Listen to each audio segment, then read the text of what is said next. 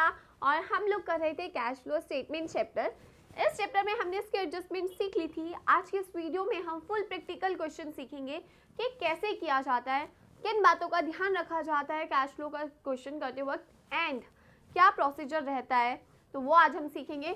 तो इसके लिए मैंने एक एग्जाम्पल लिया है जिसकी पिक आपको डिस्क्रिप्शन में मिल जाएगी, लेकिन अगर आप अपने बुक में से भी कोई क्वेश्चन ले सकते हैं क्योंकि यहाँ पे आपको मेनली पैटर्न और किस तरीके से किया जाता है वो सीखना है। तो स्टार्ट करते हैं।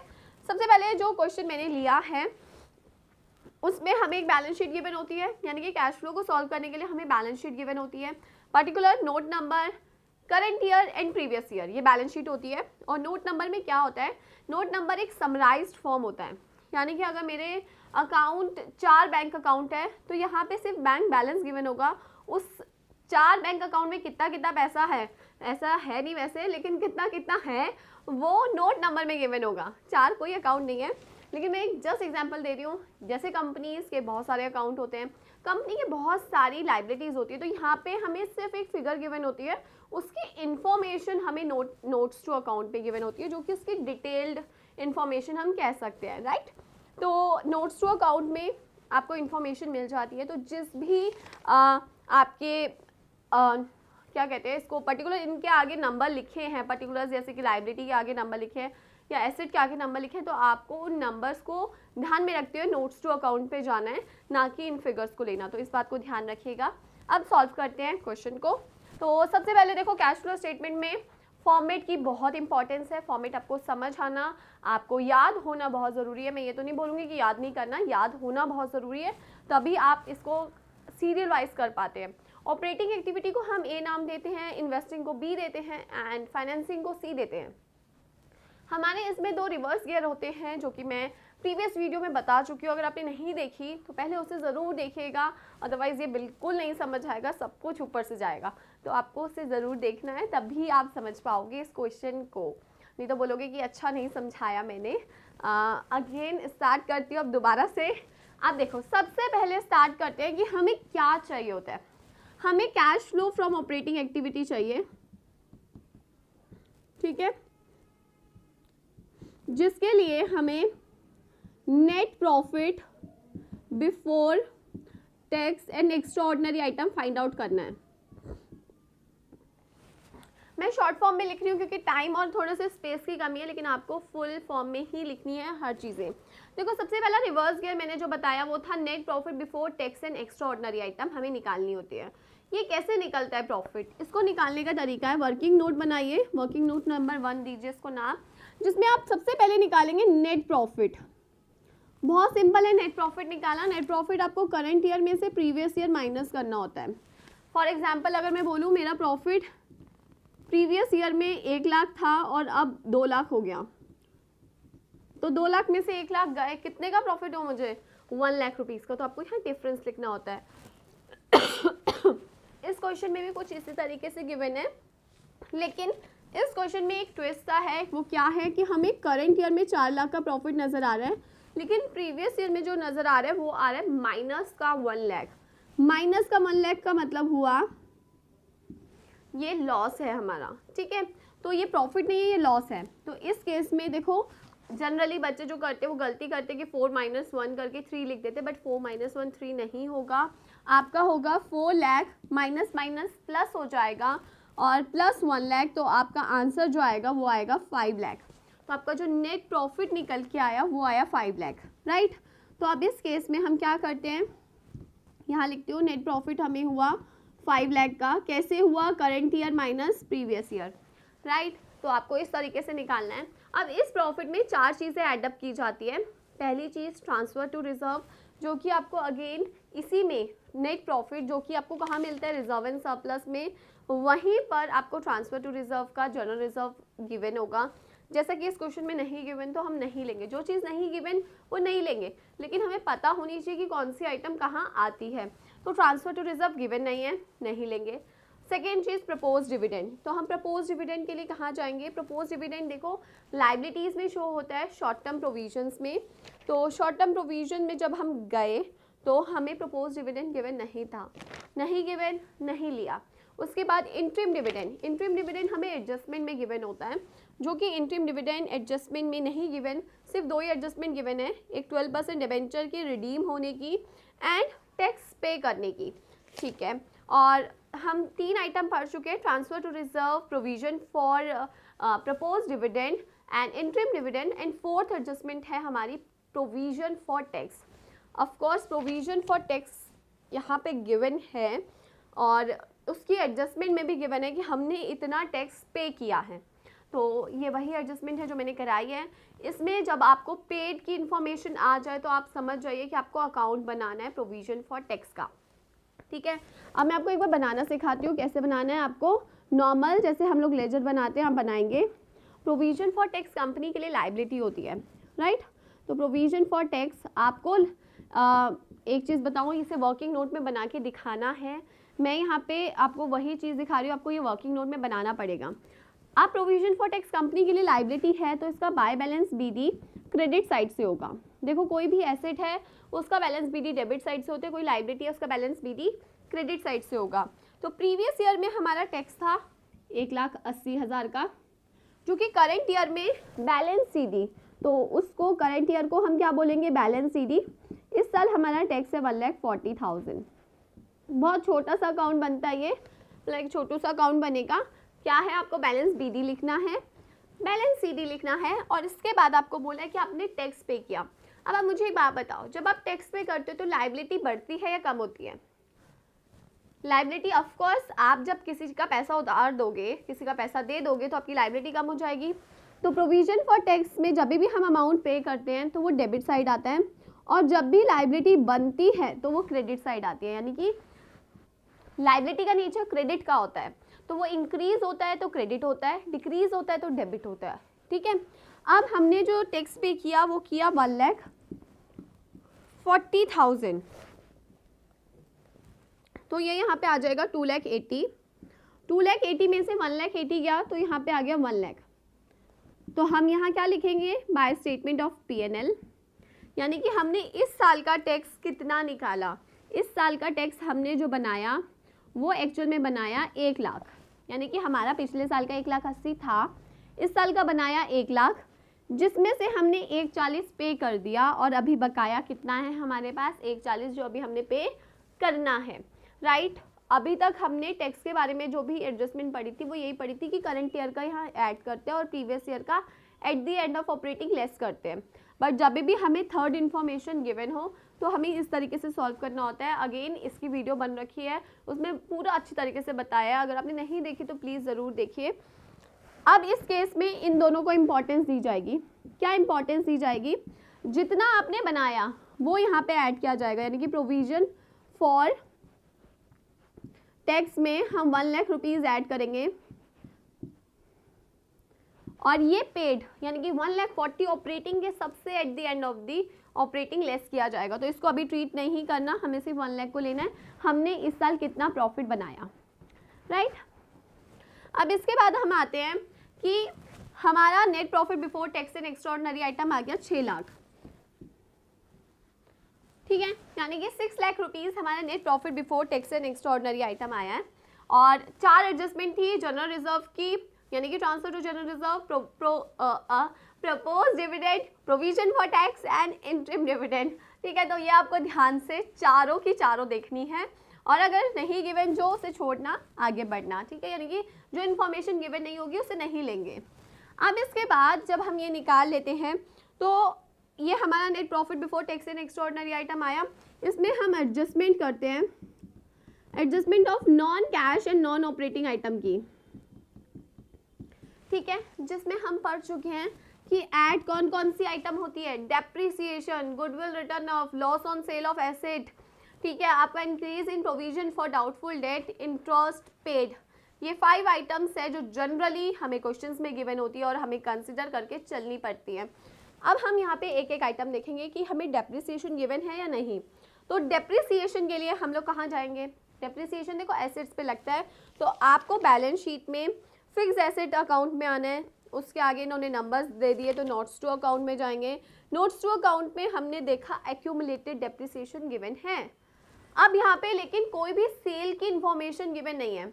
अगर सेल की इंफॉर्मेशन गिवन होती तो हमें एसेट अकाउंट, हमें एक्यूमुलेटेड डेप्रिसिएशन अकाउंट दोनों बनाना होता। यहाँ गिवन नहीं है तो हम कोई अकाउंट नहीं बनाएंगे। लेकिन डेप्रिसिएशन 2,02,000 से बढ़कर 4 लाख हो गया, तो 2,02,000 से बढ़कर 4 लाख, डिफरेंस होगा 1,98,000। ठीक है, तो हम डेप्रिसिएशन लिखेंगे कितना, 1,98,000। देखिए बुक में जो फॉर्मेट गिवन है उसमें 2 कॉलम्स गिवन है, यानी कि 1 और 2। आप चाहे तो 2 कॉलम्स बना सकते हैं, मैं स्पेस की वजह से इस तरीके से करके दिखा रही हूँ। आप चाहे 2 कॉलम बनाइए और इस अमाउंट को यहाँ दिखाइए एंड फाइनल फिगर्स को आप बाहर दिखाइए, राइट। ठीक है, अब इसमें डेप्रिसिएशन हम देख चुके हैं। इसके अलावा गुडविल अमोर्टाइज्ड हमें कहाँ गिवन होगा, ऑफ कोर्स हमें एसेट्स में गिवन होगा। एसेट्स में, इनटेंजिबल एसेट्स में इन्होंने गुडविल गिवन है जो कि 60 से 40 हो गई, तो 20,000 से राइट ऑफ हुई, तो हम यहाँ 20,000 लिख देंगे। किस नाम से, गुडविल रिटर्न ऑफ। ठीक है, शॉर्ट फॉर्म में लिख रही हूँ, गुडविल रिटर्न ऑफ 20,000। इसके अलावा हम देखते हैं increase in provision for doubtful debt, जो कि हमें एसेट्स में नहीं गिवन, डेटर्स ही नहीं गिवन। और इसके अलावा हमारा आता है, क्या आता है, loss on sale of asset. अब कोई एसेट सेल ही नहीं किया तो लॉस कहाँ से होगा, तो वो भी नहीं है। इंटरेस्ट की मैंने जैसे बताया, इंटरेस्ट की कोई इन्फॉर्मेशन नहीं गिवन होती, हमें बोरोइंग्स में देखना पड़ता है सॉरी, हम लोगों को बोरोइंग्स में देखना पड़ता है। तो बोरोइंग्स में इन्होंने डिबेंचर्स दे रखे हैं जो कि 10 लाख से कम हो गए 9 लाख। ओके, अब हमें ये पता करना है कि ये कम कब हुए हैं। ये कम हुए हैं 31 मार्च 2015 को। देखो जब भी हम 31 मार्च 2015 यानी कि करंट ईयर के एंड में जाके हम अपने डिबेंचर पे कर रहे हैं, लेकिन यूज़ तो यानी कि हमने पूरे साल करे, तो यानी कि हम पूरे साल पर इंटरेस्ट देंगे, यानी कि बेस ईयर पर इंटरेस्ट देंगे। जो सिंपली बताऊं, बेस ईयर पे, यानी कि 10 लाख रुपए अगर मेरे पास 1 अप्रैल को थे और मैं 31 मार्च 2015 को आके 9 लाख रुपए हो रहे हैं, तो 31/15 में मैं, यानी कि 31 मार्च 2015 में मैं 1 लाख रुपए वापस कर रही हूँ, तो 31 मार्च 2014 से लेके 31 मार्च 2015 तक मैंने पूरा 10 लाख रुपए यूज़ किया है, तो इंटरेस्ट भी मैं पूरे 10 लाख पे दूंगी, तो जो कि है 12%। तो इंटरेस्ट ऑन डिबेंचर 10 लाख का 12% कितना होगा, दैट इज़ 1,20,000। तो जब आप इसका टोटल करोगे तो ये आ जाएगा 3,38,000, राइट। अब आप इसको ऐड करके जो आपका निकलेगा उसे हम बोलते हैं operating profit before working capital change. ये सब लाइंस आपको 2 से 3 क्वेश्चन जैसे ही आप प्रैक्टिस करोगे आपको याद हो जाएंगी अपने आप ही। ठीक है, तो अब हम इसमें प्लस कर देंगे ये आइटम। ऑफ कोर्स इससे पहले लेस की आइटम्स होती हैं, लेस की यहाँ पे कोई भी नहीं नजर आ रही। लेस की कौन कौन सी आइटम होती है मुझे जरा बताओ। Profit on sale of asset होता है, decrease in provision for debt होता है, और कोई भी इनकम जो कि रेंट, डिविडेंड, इंटरेस्ट से हुई हो। तो यहाँ पे कोई भी नहीं दिख रही। अगर गिवन होती तो मैं उन आइटम्स को लेस करती, बट यहाँ कुछ गिवन नहीं है, राइट। तो कुछ नहीं गिवन तो मैंने नॉर्मली सारा अमाउंट बाहर लिख दिया। अब हमारा जो प्रॉफिट आ रहा है वो आ रहा है 9,38,000, राइट। अब इसमें हम क्या करते हैं, हम प्लस करते हैं इंक्रीज इन करंट लायबिलिटी। ये हमारा फॉर्मेट हमें कहता है कि जो भी करंट लायबिलिटी में इंक्रीज हो रहा है भाई दिखाओ।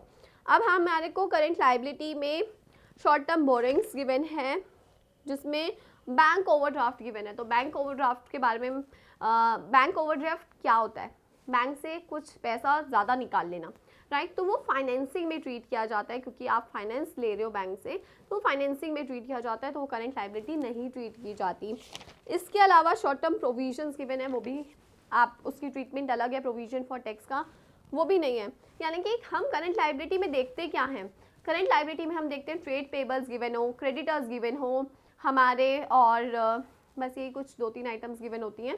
तो वो अगर गिवन है तो नहीं गिवन हमें यहाँ पे, हमें यहाँ कुछ नहीं गिवन है तो हम नहीं लेंगे। इसके बाद और क्या प्लस होता है, डिक्रीज इन करंट एसेट।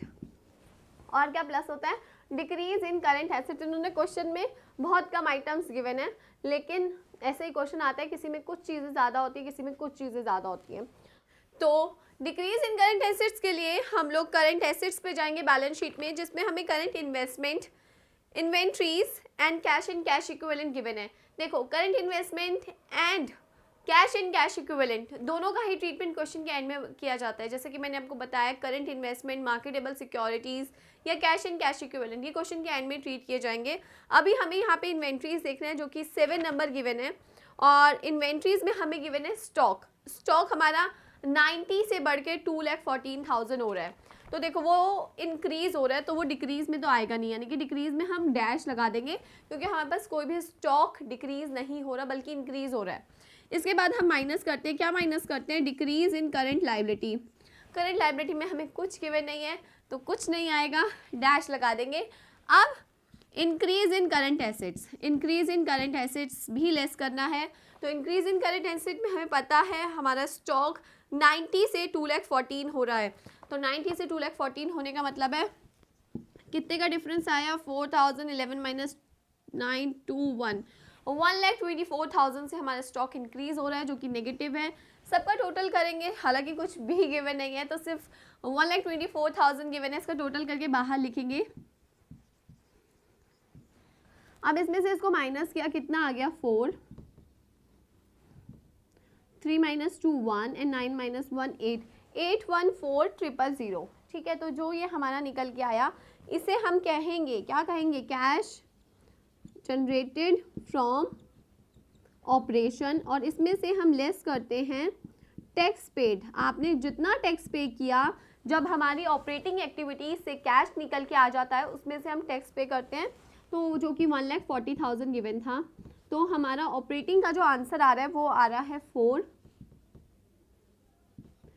6,74,000। अब ये पॉजिटिव आ रहा है तो मैं इसे कैश फ्लो फ्रॉम ऑपरेटिंग लिखूंगी। अगर यही नेगेटिव आ रहा होता तो मैं इसे cash used in operating activity लिखती। तो ये करने के बाद आप इन्वेस्टिंग पे आओगे, तो जो हमारी बी एक्टिविटी होगी, बी एक्टिविटी के लिए हम cash flow from investing activity लिखेंगे, और हम देखेंगे इन्वेस्टिंग एक्टिविटी एंड फाइनेंसिंग उतनी ही ईजी है, जितना बड़ा आपको ऑपरेटिंग दिखेगा उतना ही छोटा हमारा इन्वेस्टिंग एंड फाइनेंसिंग होता है, जिसमें ज़्यादा इन्फॉर्मेशन नहीं आती है। और मैं थोड़ा छोटा छोटा लिख रही हूँ स्पेस की वजह से।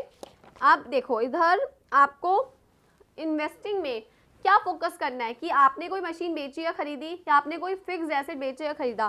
तो हम यहाँ पे फिक्स एसेट में जाएंगे।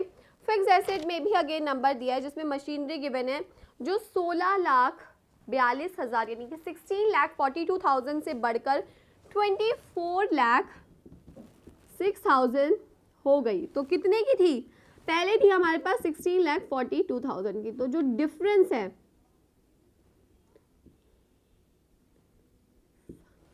7,64,000 का, इट मीन्स ये हमने परचेज करी है।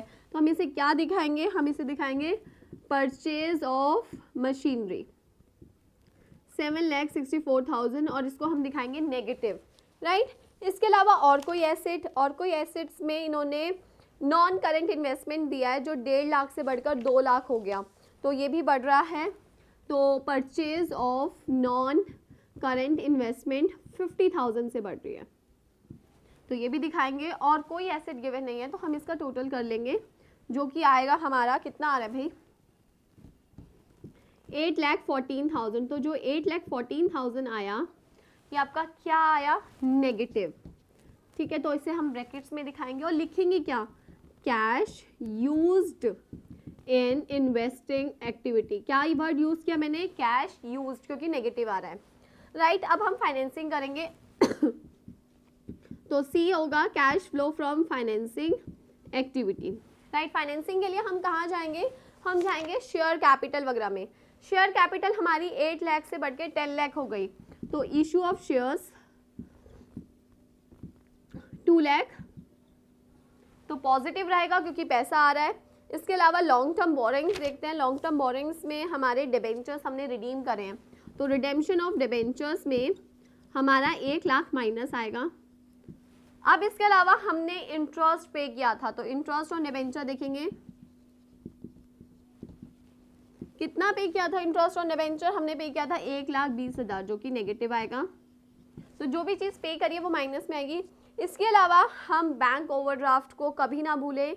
Bank overdraft generally long term में नहीं गिवन, जनरली क्या नहीं गिवन होता लॉन्ग टर्म में, तो हम लोग एक्चुअल में जब फाइनेंसिंग करते हैं तो हम लॉन्ग टर्म को फोकस करके चलते हैं, तो हम बैंक ओवरड्राफ्ट भूल जाते हैं, तो उसको आपको स्पेशली ध्यान रखना है। तो बैंक ओवरड्राफ्ट हमारा 1 लाख से 3 लाख हो रहा है, तो यानी कि हमने increase in bank overdraft, bank OD 2 lakh से पॉजिटिव आएगा क्योंकि पैसा आ रहा है हमारे पास। ठीक है, तो अब इसका आंसर निकालते हैं। 2 और 2 कितने हो गए? 4 लाख हो गए। 4 लाख में से हमारा 2,20,000 माइनस करेंगे तो 1,80,000 आ जाएगा हमारा पॉजिटिव, जिसे हम नाम देंगे कैश फ्लो फ्रॉम, क्या बोलेंगे इसे? Financing activity. जब आपका ये तीनों आ जाएगा तब आपको इसे सॉल्व करना है। कैसे? आप A plus B plus C करोगे, यानी कि आपका C एक्टिविटी का टोटल 1,80,000 आया, A का आया, ये तो रब भी हो गया, 8,14,000 40 पे किया। A एक्टिविटी का हमारा आया था 6,74,000 पॉजिटिव। मैं यहाँ सॉल्व करती हूँ। A से आया 6,74,000 पॉजिटिव और C का भी पॉजिटिव है, तो पॉजिटिव को पहले कैलकुलेट करते हैं। 4,000, 8,54,000 पॉजिटिव आ रहा है और नेगेटिव कितना आ रहा है हमारा? 8,14,000। तो हमारा जो आंसर आ रहा है वो आ रहा है 40,000। तो आप इसे कैसे दिखाओगे? आप A plus B plus C करोगे, जिसे आप क्या लिखोगे? आप लिखोगे नेट इंक्रीज अगर पॉजिटिव आए, डिक्रीज अगर नेगेटिव आए, तो net increase in cash and cash equivalent, जो कि आ रहा है हमारा 40,000। अब आप इसमें ओपनिंग का cash and cash equivalent plus करोगे। देखो ओपनिंग में हमें करंट इन्वेस्टमेंट भी गिवन है, तो दोनों को मिला के प्लस करेंगे तो आ रहा है 2,40,000। तो ऐड किया हमने इसमें ओपनिंग का cash and cash equivalent, answer आना चाहिए हमारा 2,80,000, जो कि हमें क्वेश्चन में ओपनिंग क्लोजिंग का करंट और कैश इक्विवेलेंट मिला के 2,80,000 आ रहा है। तो ये हमारा इट मीन सही आ रहा है।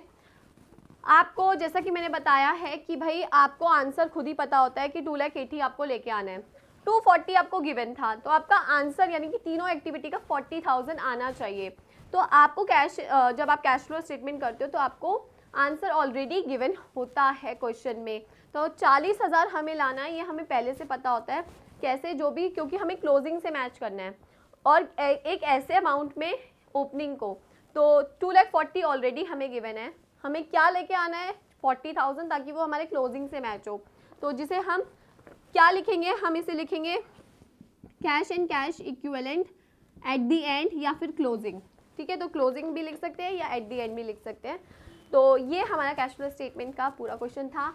आई होप आप लोगों को समझ आया होगा। अगर नहीं समझ आया तो अपने डाउट आप मेरे से इंस्टाग्राम या यूट्यूब पर पूछ सकते हैं। और अगर ये वीडियो पसंद आई है तो लाइक शेयर कमेंट ज़रूर करें। Thank you.